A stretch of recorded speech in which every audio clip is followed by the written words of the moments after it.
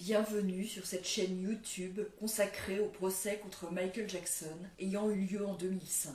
Sur cette chaîne, je résume le procès jour après jour en m'appuyant sur la retranscription du procès venant du tribunal de Santa Maria en Californie. Si vous ne l'avez pas déjà fait, je vous recommande fortement de visionner mes vidéos précédentes afin d'avoir une vision précise du déroulement de ce procès et de prendre connaissance de l'ensemble des informations. Dans la vidéo d'aujourd'hui, je vais résumer le déroulement du procès le 1er avril 2005, 23e jour du procès après la sélection du jury.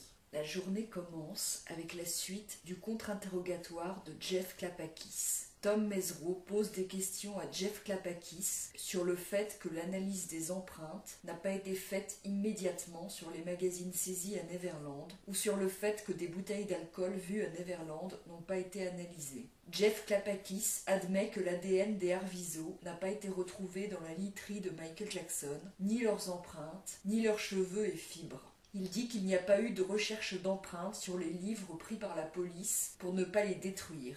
L'accusation appelle comme témoin Jack Green, président de Affordable Telephone Systems à Ventura, en Californie. Il a visité Neverland le 3 décembre 2004 avec des officiers de police pour inspecter le système téléphonique. Il dit que c'est un système Merlin 2, un système clé hybride. À Neverland, il y a un total de 24 lignes téléphoniques, dont 8 qui sont connectées au système Merlin 2. Il explique que l'un des téléphones permet d'utiliser 8 lignes avec un bouton pour en sélectionner une. 2 téléphones de Neverland permettent de sélectionner la ligne, l'un dans la chambre de Michael Jackson, l'autre était dans le bureau administratif de Neverland. Un code était nécessaire sur les autres téléphones pour appeler une ligne extérieure. Les téléphones avec plusieurs lignes permettent d'écouter les conversations sur les autres lignes. Ce système Merlin de Neverland est un système téléphonique standard de bureau développé dans les années 80. Il confirme qu'il n'est pas inhabituel de voir ce système téléphonique installé dans les années 80 dans un ranch. Il dit qu'il n'y a pas d'équipement pour enregistrer attaché à ce système téléphonique. Il confirme que le code nécessaire pour appeler est assez commun pour un système Merlin et qu'il suffit de le taper pour appeler où on veut. Il confirme que si quelqu'un, comme Janet Arvizo, peut appeler son petit ami à Los Angeles depuis Neverland après avoir tapé le code, rien n'empêche ensuite d'appeler le 911. Les appels reçus à Neverland pouvaient sonner sur la console du bureau administratif, sauf s'ils étaient programmés pour sonner sur un autre téléphone. Il dit que le système Merlin était le plus vendu dans le monde. Il dit qu'il y avait un système d'alarme à Neverland et que cela n'a rien d'inhabituel.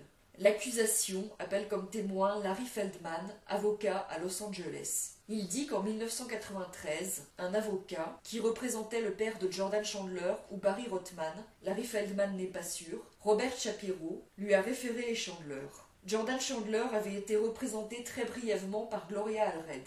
Larry Feldman a rencontré les Chandler et déposé une plainte civile contre Michael Jackson à la Superior Court de Los Angeles. La plainte a été conclue avec un accord financier. Il confirme que le bureau du procureur du comté de Los Angeles enquêtait sur les accusations contre Michael Jackson en 1993 et 1994 et qu'il a été rejoint par le bureau du procureur du comté de Santa Barbara. Il identifie Jordan Chandler sur une photo en faisant un commentaire curieux sur son apparence. Il était bien plus beau, je peux vous le dire, à cet âge. Il était adorable. Il confirme que Bill Dickerman lui a référé l'affaire des Arvizo en 2003 avec un accord de réorientation qui a été passé entre eux deux. L'enjeu était d'abord de savoir si Martin Bashir ou ABC devaient avoir un accord pour diffuser l'image des enfants à la télévision. Il a ensuite contacté Stanley Katz pour le mettre en contact avec les Arvizo. Stanley Katz lui a fait un rapport oral et Larry Feldman a eu une nouvelle rencontre avec les Arvizo. Après 2 rencontres des Arvizo avec le Dr Katz, Larry Feldman a contacté le département des services de l'enfant et de la famille de Los Angeles et Tom Sneddon.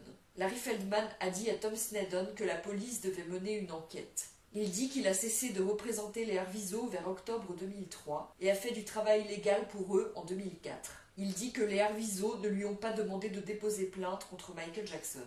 Contre-interrogé par Tom Mesereau, il dit que Gavin et Starr auraient jusqu'à leurs 20 ans pour déposer une plainte contre Michael Jackson pour agression sexuelle présumée, s'ils voulaient le faire. Il confirme que si Michael Jackson était condamné au terme du procès, Gavin Estar pourrait utiliser cette condamnation pour gagner une plainte civile contre lui avec des accusations similaires et obtenir de l'argent. Tom Mesereau rappelle que Michael Jackson avait porté plainte contre les Chandler pour extorsion, mais Larry Feldman ne s'en rappelle plus. Larry Feldman admet que dans l'affaire Chandler, aucune des deux parties n'admettait de méfaits contre l'autre dans le contrat de l'accord financier. Il admet qu'il a représenté les Arvizo dans des documents du procès en 2005 et des avocats de sa firme l'ont fait aussi. Il admet qu'Evan et June Chandler, les parents de Jordan Chandler, avaient tous les deux signé sa convention d'honoraires en 1993, impliquant que Larry Feldman touchait un pourcentage de l'argent obtenu. Il admet que l'avocat Barry Rothman, qui représentait Evan et Jordan Chandler, avait été aussi accusé d'extorsion par le camp Jackson. Tom Mesereau fait remarquer que Barry Rothman a été radié par la suite. Il confirme que le 13 juin 2003, il a été appelé par le lieutenant Klapakis, même s'il ne se rappelle plus de la date précise. Il admet qu'il a représenté les parents de Janet Arvizo pour empêcher la défense d'avoir accès au compte bancaire des parents pour voir si Janet y avait déposé de l'argent. Il admet qu'il a représenté les enfants Arvizo pour empêcher la diffusion de documents du tribunal des mineurs dans les médias. Il nie avoir rencontré Michael Wiener et Larry King au restaurant The Grill à Beverly Hills et leur avoir dit que Janet inventait ses accusations. Il reconnaît avoir rencontré Larry King une fois, mais dit qu'il n'a jamais rencontré Michael Wiener.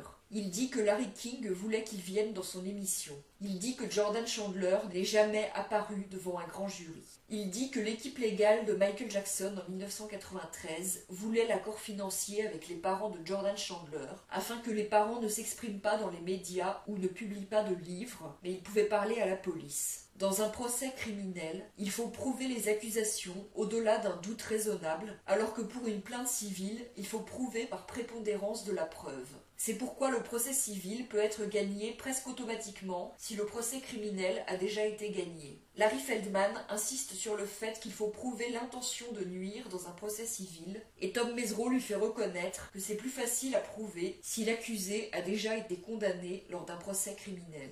L'accusation appelle comme témoin Jesus Salas, ancien employé de Neverland, qui travaillait comme superviseur de l'entretien du terrain. Ensuite, il est devenu manager de la maison de Michael Jackson en 2002. Il dit que Michael Jackson espérait le meilleur service possible. Il dit qu'il est déjà entré dans la chambre de Michael Jackson et qu'il a déjà entendu l'alarme. Il identifie les enfants Arvizo, ainsi que Frank Cassio, Dieter et Ronald, et Vinnie sur des photos. Il dit qu'il a constaté que Frank Cassio travaillait pour Michael Jackson, car il donnait parfois des ordres aux employés de Neverland. Il dit que Frank Cassio et Michael Jackson se voyaient régulièrement en 2003 et avaient l'air d'être des amis proches, mais avaient l'air moins amis en 2003, et que Frank Cassio avait un lit et un bureau dans la vidéothèque de Neverland au début de l'année 2003. Vinnie Amen avait aussi un bureau dans la même zone. Jesus Salas ne savait pas sur quoi il travaillait. En l'absence du jury, Robert Sanger dépose une motion pour demander à ce que l'on rappelle aux témoins de l'accusation qu'ils ne doivent pas se parler entre eux. Jenny Masada a admis que Louise Palanker lui a parlé après qu'elle a témoigné. Bill Dickerman a parlé au Dr Katz. Larry Feldman a parlé avec Bill Dickerman et le Dr Katz. Tom Sneddon dit qu'il n'y a pas de preuve du fait qu'ils auraient parlé de leur témoignage du procès. C'est ici que se termine ce résumé de la journée de procès. Si vous voulez lire la retranscription du procès, vous trouverez le lien de la retranscription sous la vidéo. Si vous appréciez mon travail, je vous encourage à vous abonner, à liker la vidéo et à la partager.